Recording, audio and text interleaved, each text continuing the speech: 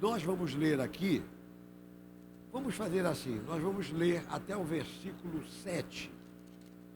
Olha o que diz aqui a palavra. Aqui na minha Bíblia tem muita coisa escrito no cabeçalho. Diz assim, o ungido de Deus e a sua noiva.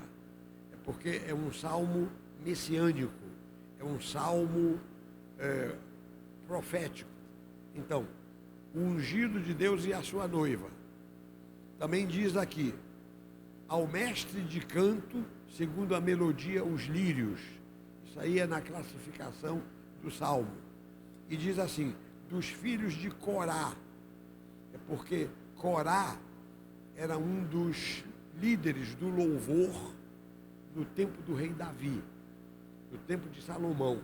Aliás, mais para o tempo de Salomão. Então, eram 3 turmas de cantores que havia. Era o Asaf, o Jedutum e esse Corá. Então, esse Corá compôs este salmo, ou um deles, um dos coraitas, compôs este salmo. Então, diz aqui, salmo didático, cântico de amor. E já vou eu aqui explicar para os meus queridos irmãos. Isso. Agora, vamos aqui ao salmo. Olha o que diz aqui, versículo 1. De boas palavras transborda o meu coração.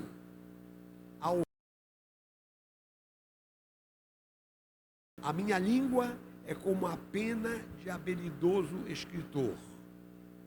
Tu és mais formoso, tu és o mais formoso dos filhos dos homens.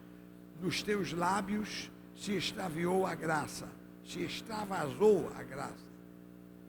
Por isso Deus te abençoou para sempre. Cinge a espada no teu flanco, herói. Cinge a tua glória e a tua majestade. E nessa majestade cavalga prosperamente, pela causa da verdade e da justiça. A tua destra te ensinará proezas. As tuas setas são agudas, penetram o coração dos inimigos do rei. Os povos caem submissos a ti. O teu trono, ó Deus, é para todo sempre. Cetro de equidade é o cetro do teu reino. Amas a justiça e odeias a iniquidade. Por isso Deus, o teu Deus, te ungiu com óleo de alegria, como a nenhum dos teus companheiros. Amém. Até aqui. Uma palavra de oração. Senhor, eu quero me colocar nas tuas mãos, que os teus anjos me cerquem aqui, que nenhum mal me aconteça, mas que eu possa conduzir esta mensagem até o final, para transmitir para os meus irmãos a tua palavra. Então abençoa a cada um de nós, a mim, teu servo, que sou um instrumento, e a cada um dos meus irmãos, que são os ministrados. Que a tua palavra caia na boa terra nesta manhã e possa produzir um fruto eterno para a glória do teu nome. Meu Deus, eu oro com fé, agradeço por tudo, em nome de Jesus. E todo o povo de Deus, mais uma vez, diga amém e amém. Glória a Deus. Muito bem. Irmãos, este salmo aqui, Salmo 45, tem 2 interpretações. Tem uma interpretação literal e tem uma interpretação espiritual. Tem uma interpretação que os rabinos dão, porque isto aqui é Antigo Testamento. Isso aqui o Antigo Testamento foi escrito para os judeus.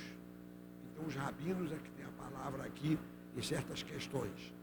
E temos também a interpretação profética, porque um dos versículos deste salmo foi usado para se referir ao nosso Senhor Jesus Cristo.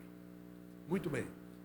Então, outra coisa importante para você saber é o seguinte: este salmo aqui se assemelha ao livro de Cantares.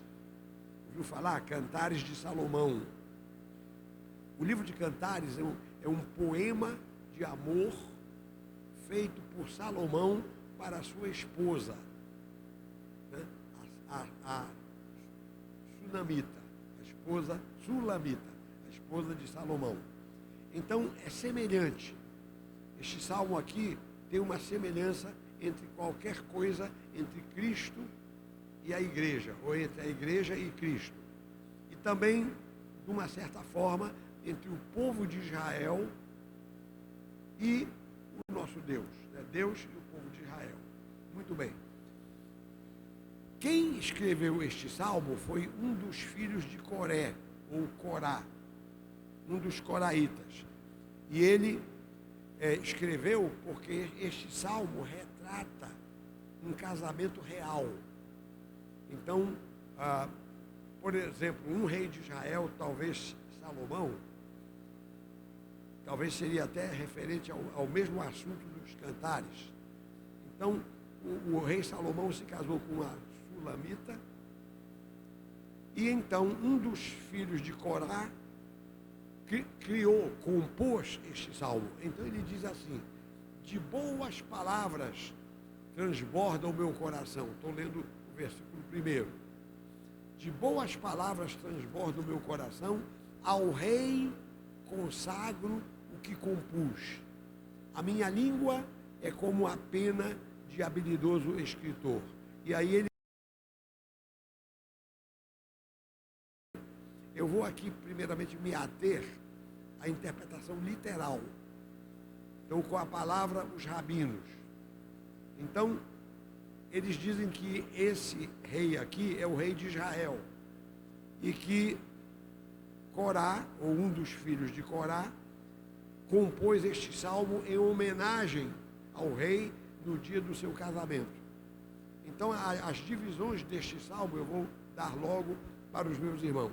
Primeiro é esse discurso feito ao rei, que era noivo, que ia se casar. Então, ele diz aqui, versículo 2: tu és o mais formoso dos filhos dos homens, dos seus lábios se extravasou a graça. Por isso Deus te abençoou para sempre. E aí ele então faz um elogio ao rei, né?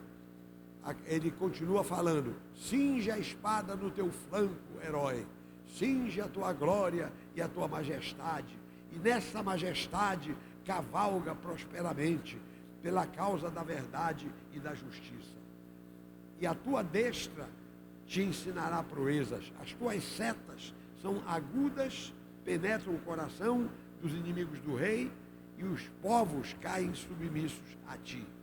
E então esse discurso vai sendo feito, e aqui no versículos 6 e 7 tem alguma coisa que nós temos que compreender. Os rabinos interpretam aqui que quando ele diz assim: o teu trono, ó Deus, está parecendo que está se dirigindo a Deus. Não, não é. Ele diz que a interpretação é essa. É como se ele dissesse: o teu trono é como o trono de um Deus. Porque o filho de Corá estava empolgado, estava entusiasmado com a festa, entusiasmado com o casamento, e então ele diz: olha, o teu reino, aliás, o teu trono é um trono como se fosse do próprio Deus. Então, só que na hora de escreveram o teu trono, ó Deus. Cetro de equidade é o cetro do teu reino. Equidade é justiça, é as coisas retas, equidade, né? Aí diz aqui: amas a justiça e odeias a iniquidade. É interessante eu fazer um comentário aqui.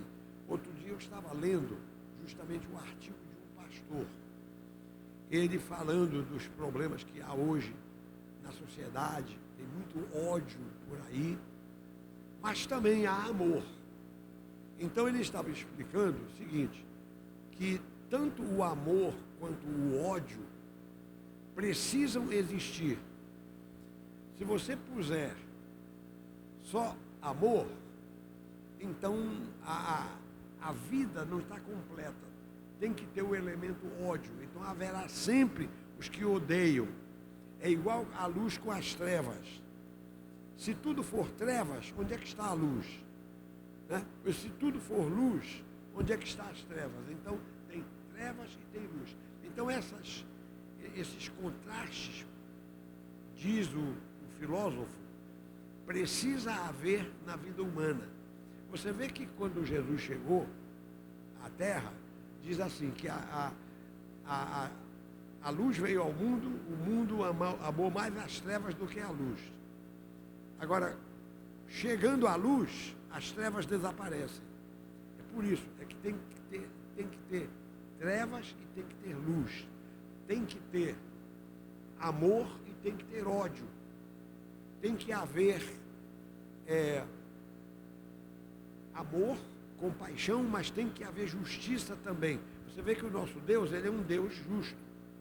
Ele castiga o ímpio e ele vai castigar. A Bíblia fala no céu e fala no inferno. Está notando? Essas duas coisas têm que existir. O céu e o inferno. A luz, as trevas. O amor e o ódio. Digamos, o carinho e a justiça. O pai que cria o seu filho, ele não vai ficar o tempo todo fazendo a vontade do seu filho. Chega uma hora que o seu filho desobedece e você vai dar uma palmadinha no seu filho. Você vai ter que disciplinar o seu filho. Então, assim, as duas coisas que se contrastam precisam existir. Isso é um assunto filosófico. Nós vamos avançar aqui no nosso comentário, falando de outras coisas. Mas guarde isso para você comentar depois. A questão do amor e do ódio, a questão da luz e das trevas, etc, etc. Pois bem, então é assim. Por isso diz aqui, versículo 7. Amas a justiça e odeias a iniquidade. Quer dizer, Deus ama o que é bom, mas o próprio Deus odeia a iniquidade. É o que está dizendo aqui. E isso vai se repetir no Novo Testamento. Muito bem. Aí continua aqui o salmista, aqui elogiando o rei, fazendo um discurso para o rei. Olha o que ele fala aqui. Por isso Deus, o teu Deus, te ungiu com óleo de alegria, como a nenhum dos teus companheiros. Versículo 8. Todas as tuas vestes recendem a mirra, aloés e cássia.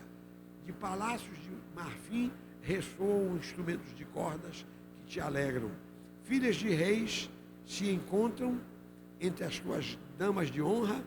À tua direita está a rainha adornada de ouro finíssimo de Ofir. Então, vejo os meus irmãos aqui que o foco aqui é um casamento real. Está lá o rei, estão lá as princesas, as outras rainhas, mas a rainha principal, aquela que vai se casar, ela está lá. Diz que ela está vestida, está adornada de ouro finíssimo de Ofir. E aí entra na segunda parte do Salmo, a segunda divisão do Salmo. A primeira é esse discurso ao rei. A segunda é um discurso à noiva. Porque o detalhe é que a noiva é estrangeira. A noiva é estrangeira. E se você pensar em Jesus e a igreja, por exemplo, eu te pergunto, então a igreja não é estrangeira para Jesus? A igreja é uma estrangeira. A igreja está fora dos caminhos de Deus. As pessoas estão fora dos caminhos de Deus. E Deus então chama essas pessoas e forma uma igreja. É com gente estranha que a igreja é formada. Então por isso diz aqui, versículo 10. Ouve, filha, vê, dá atenção, esquece o teu povo e a casa de teu pai. Olha só, você quando se converte, você larga tudo para trás e vai seguir a Jesus. Você esquece até os ensinos do seu pai, da sua mãe, esquece tudo isso aí, e você vai seguir o Evangelho, você vai fazer a vontade de Deus. Então, fazendo aqui um paralelo, o salmista aqui está dizendo para a rainha que vai se casar. Olha, tu vais te casar com um rei que serve a Deus. E até aqui tu não estás servindo. Então esquece lá o teu paganismo, as coisas para trás, e agora presta atenção, dá atenção, vê, ouve, filha. E aí o versículo 11 diz: e então o rei cobiçará a tua formosura, pois ele é o teu Senhor, inclina-te perante ele. Muito bem, aí está falando das princesas que estão à volta. Então diz aí o salmista: a ti virá a filha de Tiro, trazendo donativos, os mais ricos do povo te pedirão favores. Toda a formosura é a filha do rei, no interior do palácio.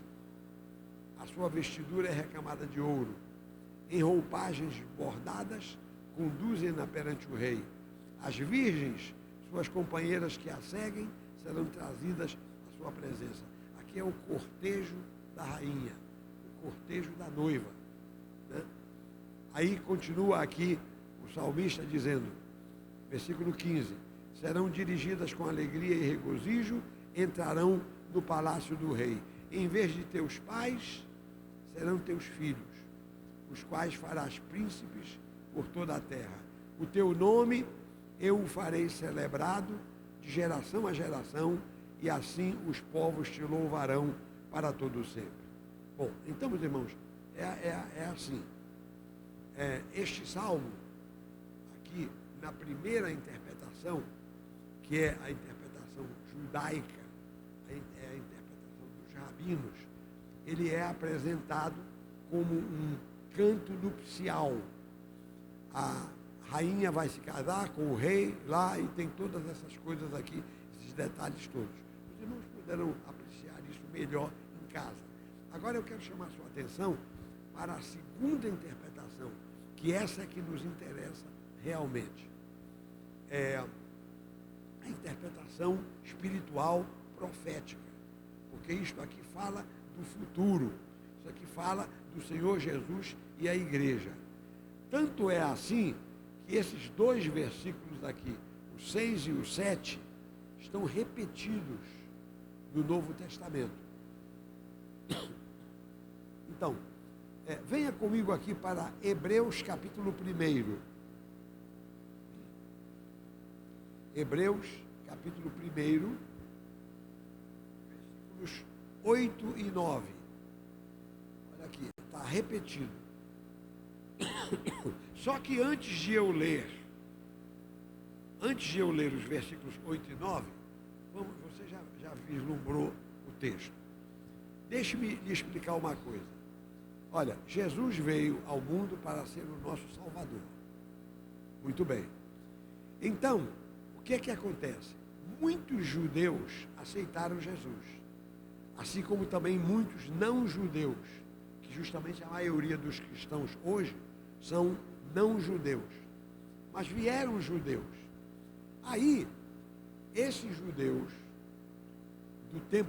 dessa época, tiveram dificuldade em entender que Jesus é o Filho de Deus. Filho de Deus. Tiveram dificuldade de entender.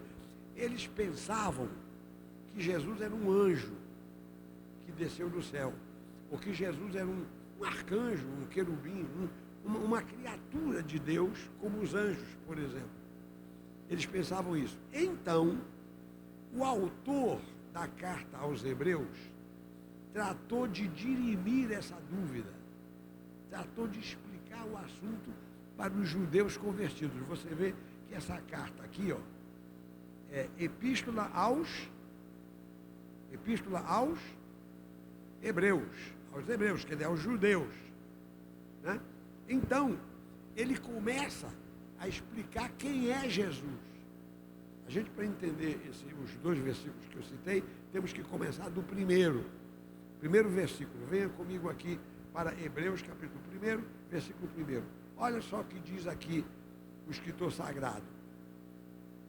Havendo Deus outrora falado muitas vezes e de muitas maneiras aos pais pelos profetas, nestes últimos dias nos falou pelo Filho. Vamos parar por aqui.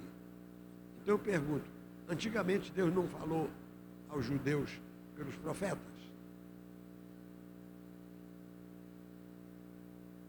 Começa a pensar. Os irmãos, tem muitos irmãos que estão me escutando, mas não estão pensando. Agora estou pedindo para você. Deus não falou aos judeus pelos profetas? Isaías, Jeremias, Ezequiel, Daniel, vocês que leram a Bíblia. Nós temos um grupo aqui, uns 70 mais ou menos, 60, 70 irmãos que leram já a Bíblia toda. Então não falou? Ele não falava antigamente aos judeus, naquele tempo, pelos profetas. O profeta Elias. Até Moisés era considerado profeta, ou seria considerado.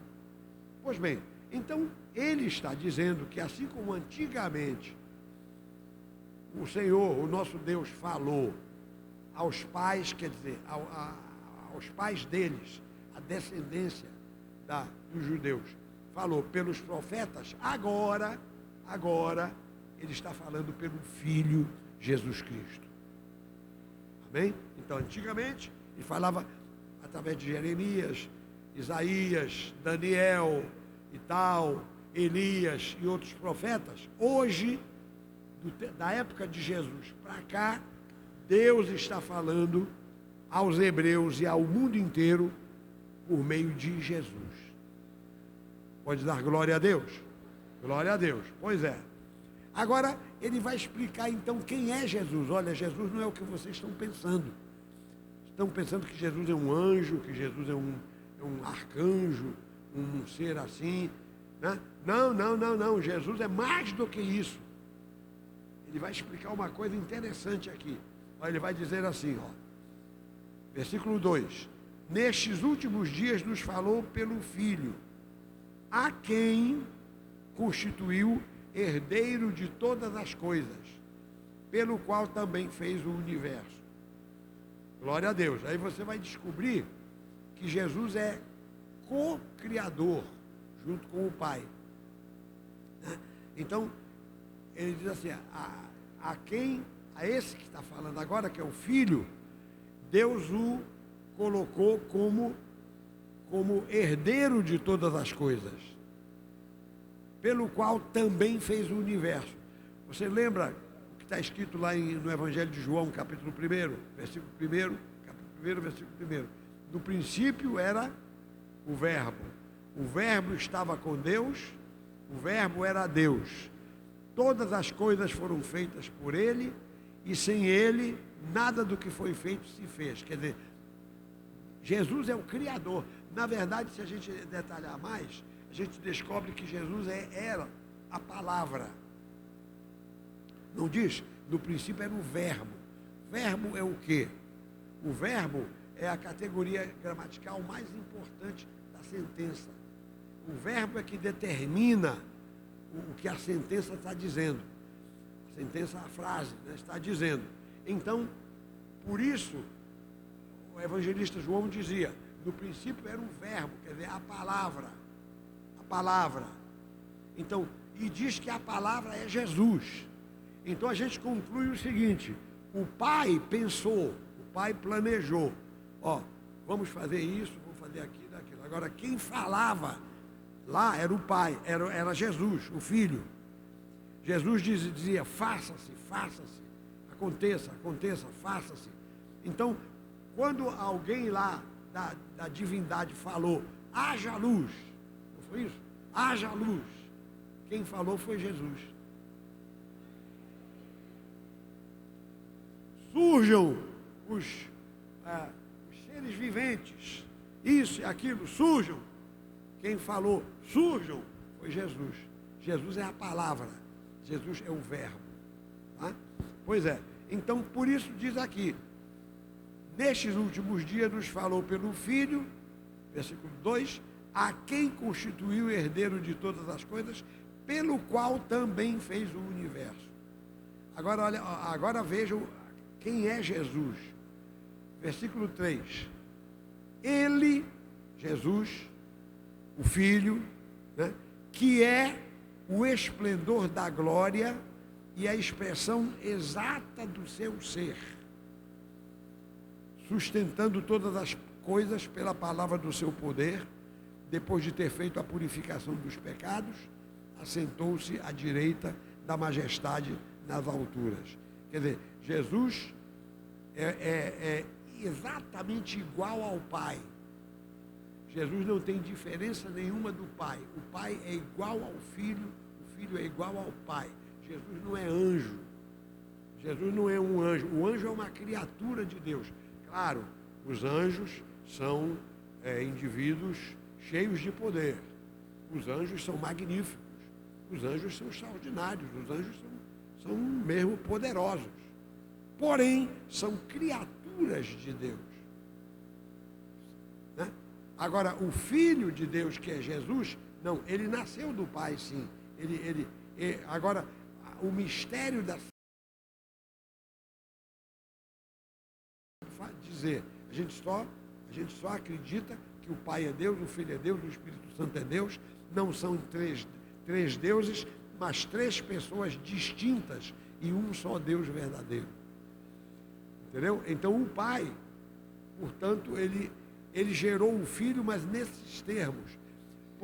Uma coisa que eu estava lendo aqui e estava descobrindo é o seguinte, é que aqui o autor da carta aos Hebreus, ele está fazendo os judeus pensarem, porque ele diz assim, que o Jesus não é semelhante às outras criaturas. Por exemplo, ele fala aqui, ó, versículo 4, pode focar, ó, tendo se tornado tão superior aos anjos. Então Jesus não é um anjo, ele era superior aos anjos. Inclusive diz aqui, ó, aí o autor aqui começa a fazer comparações. Ele diz assim, a qual dos anjos disse jamais, tu és meu filho, eu hoje te gerei? Jesus falou isso para algum anjo? Não falou. Não falou, o filho é só um, que é Jesus. Agora, os anjos foram criados por Deus de uma outra forma, não como Jesus. E a formação de Jesus a gente nem sabe como é, mas que ele é igual ao Pai, ele é, porque está dizendo aqui. Que ele é igual, o Pai é igual ao Filho, o Filho é igual ao Pai. Eu posso reler aqui o versículo 3. Vamos reler o versículo 3. Ele que é o resplendor da glória e a expressão exata do seu ser. Quer dizer, do ser do Pai. Eles dois são exatamente iguais, o Pai e o Filho. Ó, e diz aqui, voltemos para o versículo 5. A qual dos anjos disse jamais, tu és meu filho, eu hoje te gerei? E outra vez, eu lhe serei pai e ele me será filho.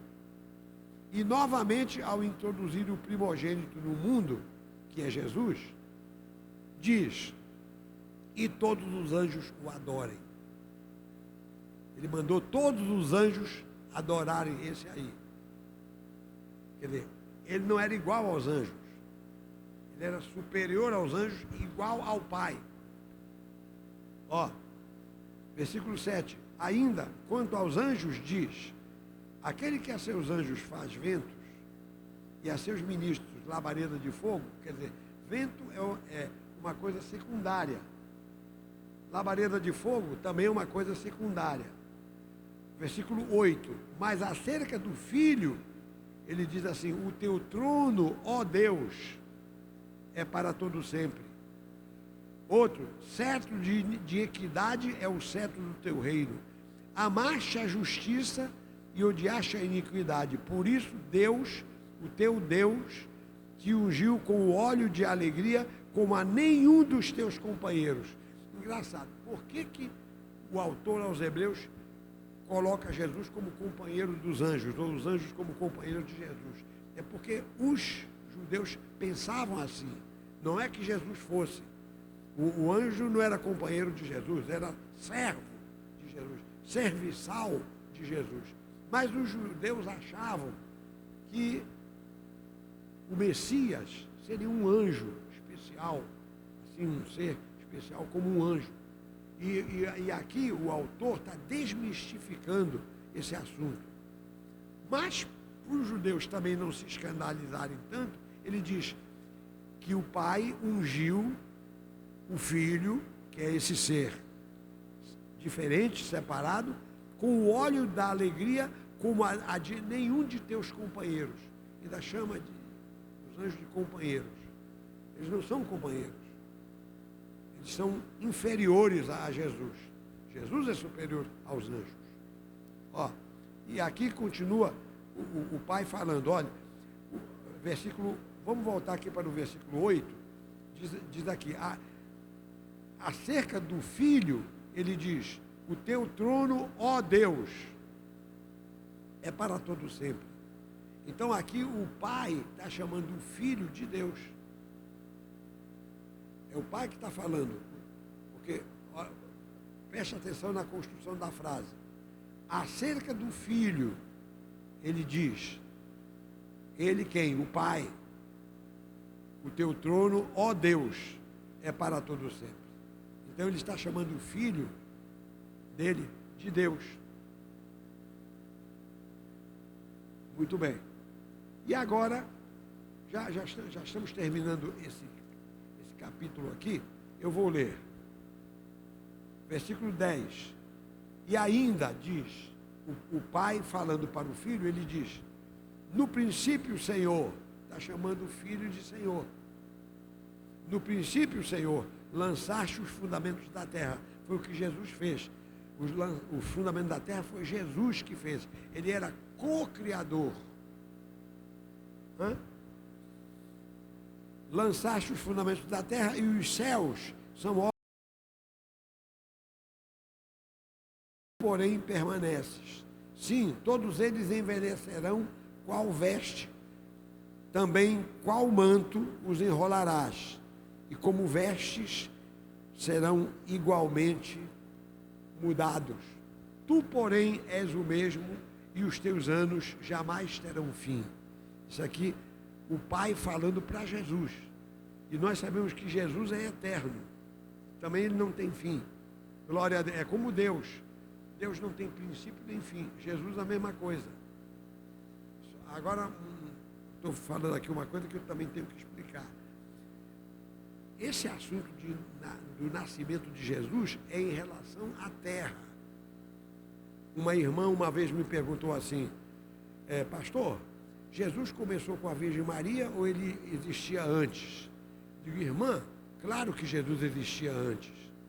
Esse nascimento da Virgem Maria foi apenas porque esse Deus lá tinha que se fazer homem, tinha que se fazer humano, e então tinha que ter alguém que o gerasse,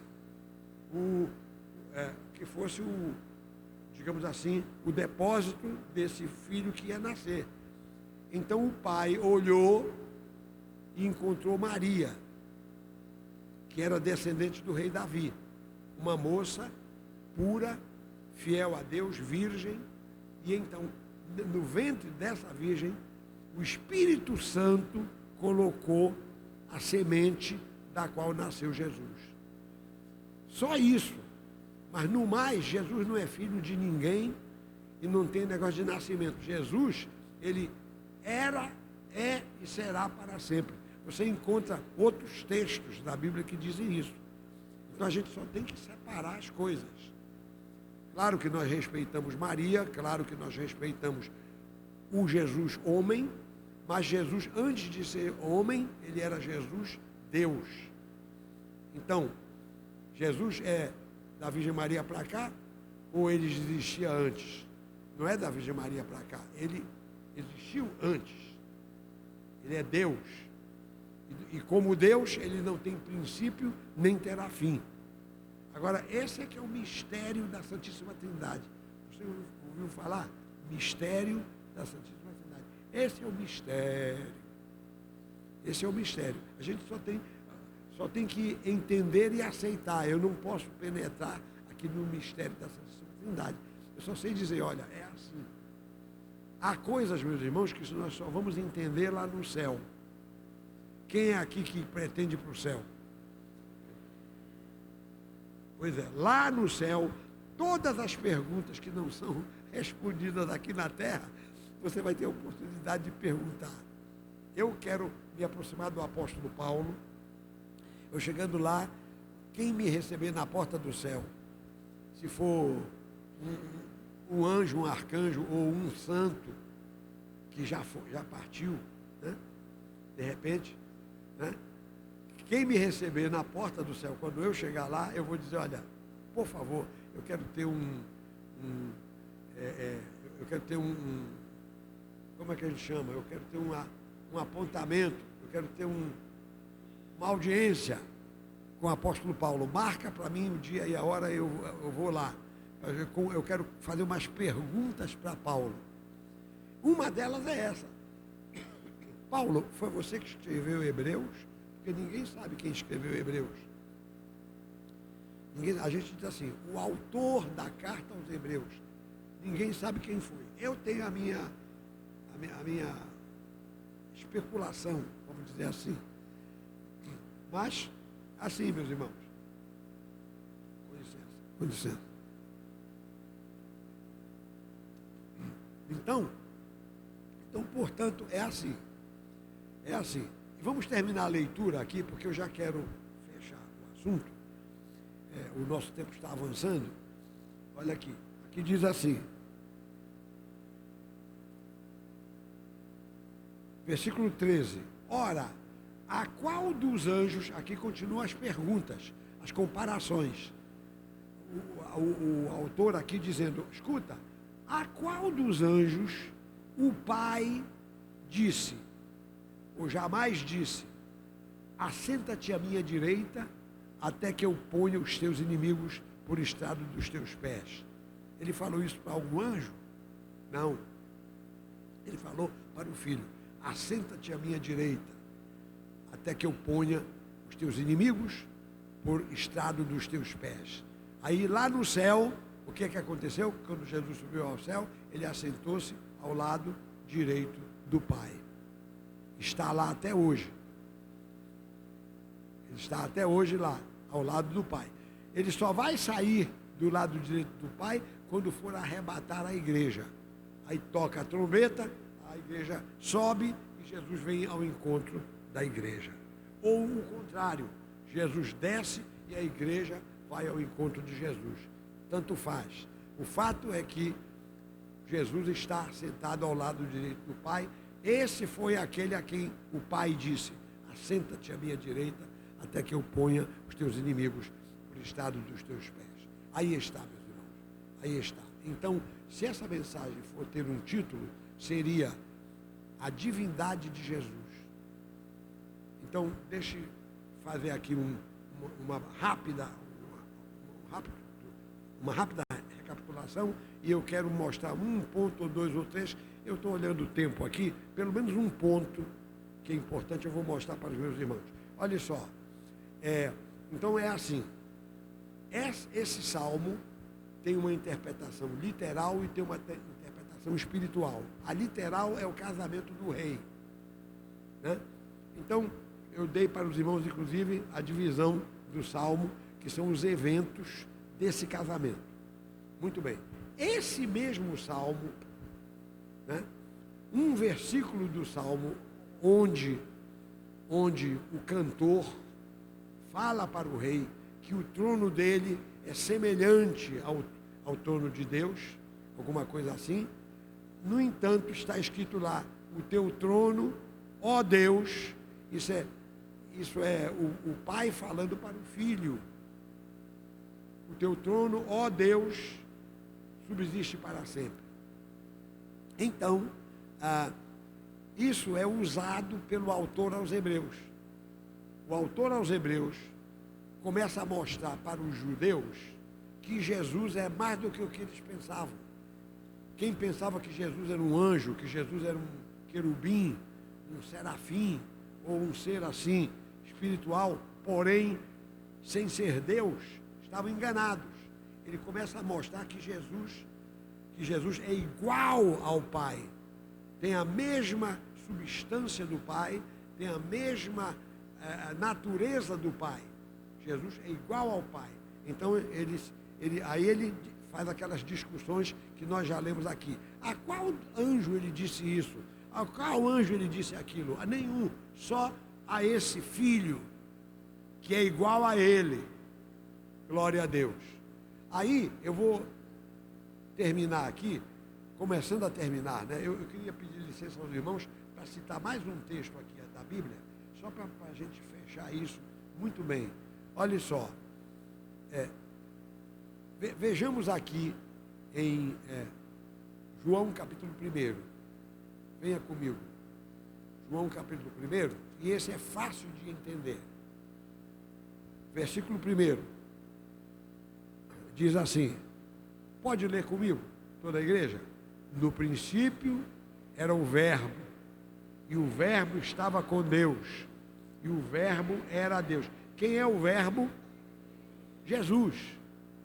Jesus, porque aqui a discussão de João, nesse livro, no Evangelho de João, é provar que Jesus é o Filho de Deus. E outra coisa, essa expressão Filho de Deus significa igual a Deus, não que é menor do que Deus, Deus Pai, como se o Filho fosse menor que o Pai, não, mas que era igual ao Pai. Então, olha só, e agora vamos continuar a leitura, versículo 2, ele, quer dizer, Jesus, o Verbo, o Filho, estava no princípio com Deus. Versículo 3, toda a igreja leia comigo, todas as coisas foram feitas por intermédio dele, e sem ele, nada do que foi feito se fez. Agora veja o versículo 14. Olha, esse verbo aí, que estava com Deus, estava no princípio com Deus, que ele que fez todas as coisas, tudo foi criado por ele, diz o que? Versículo 14. E o verbo se fez carne, habitou entre nós, cheio de graça e de verdade, e vimos a sua glória, glória como do unigênito do Pai. Quer dizer, o Verbo se fez carne, quer dizer, nasceu por obra e graça do Espírito Santo no ventre da bendita Virgem Maria. Amém? Todo mundo captou isso aí. Agora, vamos completar essa argumentação. Olha, os judeus do tempo de Jesus sempre queriam prender Jesus, porque Jesus dizia que era Filho de Deus. Então vamos analisar o que quer dizer a palavra Filho de Deus. Vem comigo aqui para João capítulo 10. E a gente tendo a leitura aqui na tela, né, aqui na tela, dá para os irmãos captarem rapidamente.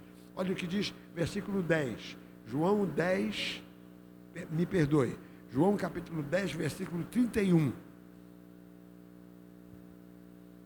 O que é que diz aí? Ó, novamente pegaram os judeus em pedras para lhe atirar. Queriam matar Jesus. Versículo 32. Disse-lhe Jesus, tenho-vos mostrado muitas obras boas da parte do Pai. Por qual delas me apedrejais? Versículo 33. Aí eles disseram, responderam-lhe os judeus, dizendo, leia comigo agora, isso é importante. Não é por obra boa que te apedrejamos, e sim por causa da blasfêmia, pois sendo tu homem, te fazes Deus a ti mesmo. Olha só. Então, Jesus quando dizia, eu sou filho de Deus, quando ele dizia, eu e o Pai somos um, ele estava dizendo isso, que ele era igual ao Pai. E isso para os judeus era um escândalo. Você não pode dizer uma coisa dessa. Houve uma vez lá que disseram, não estão conosco aqui o seu pai, a sua mãe, as suas irmãs, os seus irmãos. Como é que esse camarada diz, eu vim do céu? Jesus disse, eu desci do céu. Como é que tu dizes isso? Tua mãe, teu pai, teus irmãos estão todos aqui conosco. Nós vimos quando você cresceu. Como é que você diz, eu desci do céu? É porque eles não sabiam que Jesus era Deus humanizado. Esse é o mistério da Santíssima Trindade. Irmão e irmã, o negócio é sério. O negócio é sério. Você já pensou? O grupo de apóstolos com Jesus. Jesus chama um, chama outro, chama outro, chama outro. Aí ele está com aquele grupo de 12 apóstolos em volta e ele começa a fazer milagres, maravilhas, e todo mundo crê que ele tem poderes divinos, e todo mundo passou a dar atenção para Jesus. Um belo dia, Jesus chega assim e diz: olha, eu tenho uma notícia para dar para vocês. Todo mundo, qual é a notícia? Eu sou Deus. Como é? Entende? Humanamente falando, era uma coisa escandalosa. Para os judeus era blasfêmia. E justamente foi por causa dessa blasfêmia que Jesus foi morto. Jesus morreu. Olha só, vamos ver só 2 textos aqui para a gente encerrar de vez esse assunto. Ó, aqui João capítulo 5. Ó, vem aqui, João capítulo 5, veja versículo 16. João 5,16. Ó, diz assim. Vamos ler juntos? E os judeus perseguiam Jesus porque fazia estas coisas no sábado. O sábado era outro problema com os judeus.